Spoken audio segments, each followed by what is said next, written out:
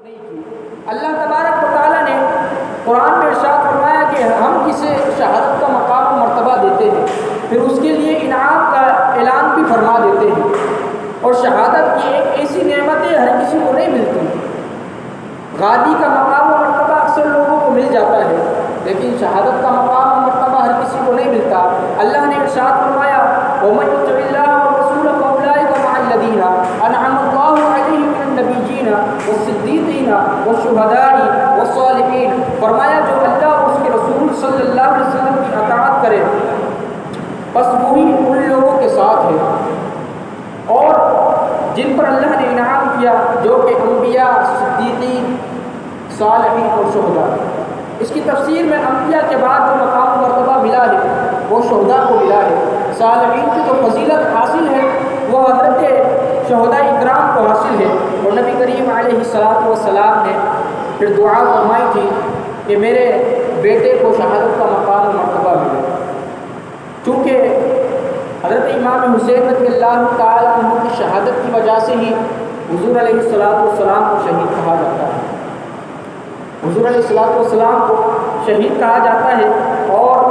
شہادت بھی ایک کمال اور اللہ تعالیٰ کی ایک ایسی نعمت ہے جس کی آرزو میرے اور آپ کے آقا صلی اللہ تعالیٰ علیہ وسلم ہر دم کرتے رہے۔ حضرت ابو ہریرہ راوی ہے، رسول پاک علیہ السلام نے ارشاد فرمایا، آپ کہتے ہیں میں نے سنا حضور علیہ السلام کو فرماتے ہوئے کہ قسم اس ذات کی جس کے ہاتھ میں میری جان ہے، اگر مسلمان کے دل میں اس بات کا رنج و غم نہ ہوتا نا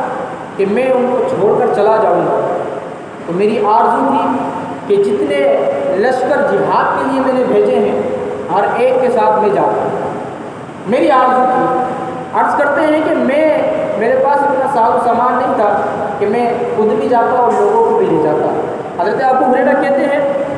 کہ اللہ کے نبی نے ارشاد فرمایا والذی نفسی بیدہ لوددت انی اقتل فی سبیل اللہ ثم احیی ثم اقتل ثم احیی ثم اقتل ثم احیی ثم اقتل۔ اللہ کے نبی نے ارشاد فرمایا کہ جس کے قبضے قدرت میں میری جان ہے،